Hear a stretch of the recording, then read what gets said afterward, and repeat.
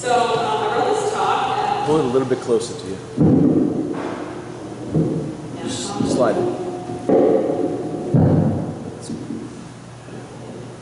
I wrote this talk at 12:30 this morning. Father David told me to talk about how my faith has guided my life. That's not really what it's about. It's half improvised, half inspiration. I was really grumpy and tired this morning. So, my faith has formed all of who I am today. I can truly say that because of my faith, I know what decision to make in every circumstance. It's all based on that. But it wasn't always that way. So I was raised in a very Catholic family. Always went to Mass every Sunday. My parents taught me how to pray. I knew it all in my head. I went to Catholic school for a long time. I sat through tons of religious classes. I have a very good memory. Like, I could recite to you the Beatitudes, commandments, but it was just in my head. Like, I didn't care that much up until just around when I was 17, so about your age. And I'm not going to go into all the details about everything that happened because that's not really what I want to talk about.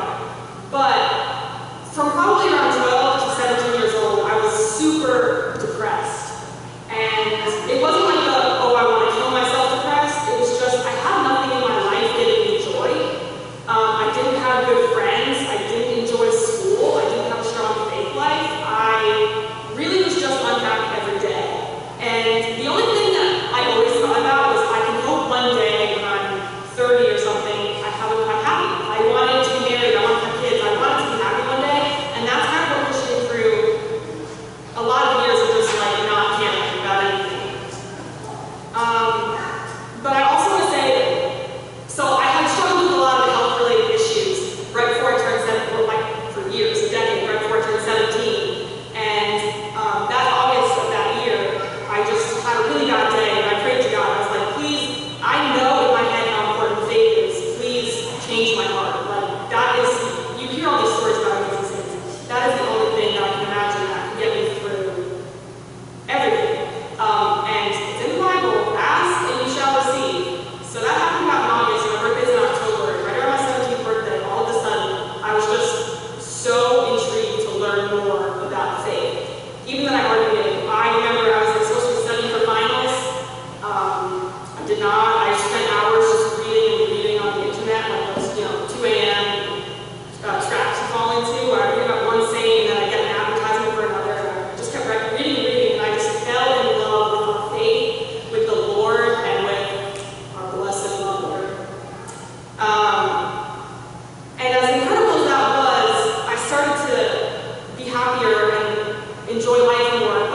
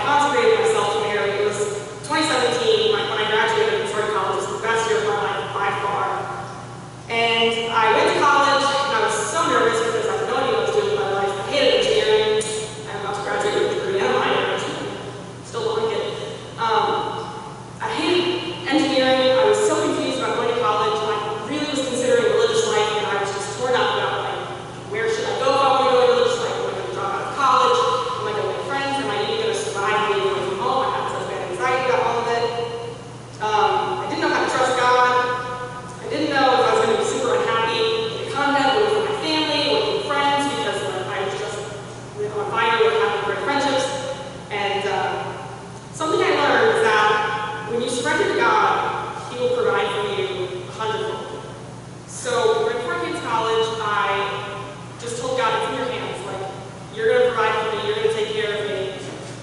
You have to, because I don't know what you do.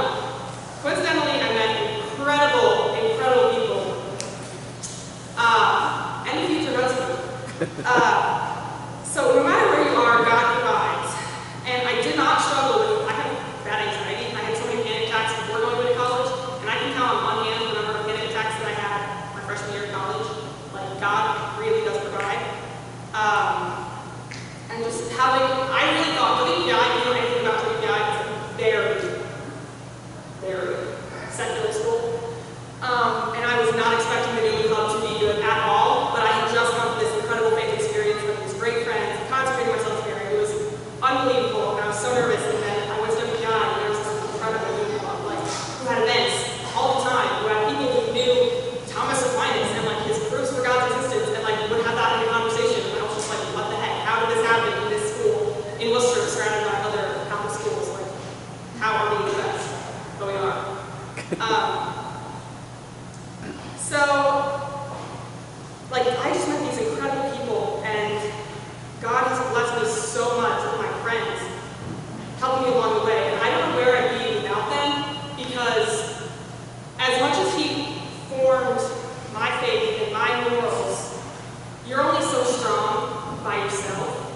And Him giving me, specifically my senior year of college, incredible friends, and then during that really nervous transition to college, giving me an incredible group of people, I can't even thank God enough for the blessings that He's given me. I mean, Mary was one of my first friends from WPI, and countless times she let me crash on her couch and cried to her about everything and anything, and she cooked me meals when I didn't want crappy dining hall meals. She listened to me when I had to get everything out, and her faith and pursuit of truth and desire to do the right thing has consistently inspired me in the past 3 years that I've known her. And Drew, I seriously consider my brother. I'm his one little sister, even though he already has one. Like, we have a connection that I've always dreamed of having with my two brothers, and I'm so grateful for him. His wisdom amazes me every time I hear him speak. I mean, you guys didn't even get a glimpse at what Drew was talking about earlier, but he is so smart. His understanding of truth is something I've dreamed of having. And Jack, God bless Jack, and his patience with me. Like, I always thought he thought I was crazy because I can be really loud, a lot like Father David. You have to shut me up, or else I will keep going. And Jack can be very quiet. I mean, I wasn't there for guys talk, but Jack was very soft-spoken. And in 3 years, I've learned that Jack's quietness is really just his intense contemplation of right and wrong. His morals are so strong and firm, and he is a man who knows he believes and would die for it in a heartbeat. To know someone like that is incredibly humbling. And Helena is one of the most selfless, godly people I know, and to know her is to know that God is real. And I don't tell her nearly enough how much I'm inspired by her and her bravery and her heart. I truly consider myself blessed to be her friend, and knowing her has made me a better person. And then there is also Engo, who is speaking right after me. No pressure. Because Marty's was better. Nick is one of my best friends, and he's been there for me countless times, checking in on me. This past semester, in like January, February, I was having a really hard time. Like, Human Club was going through an incredibly rough patch, and my president was our second year president.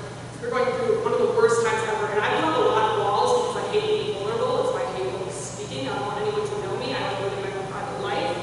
And I don't have laundry in my apartment. College sucks, okay? So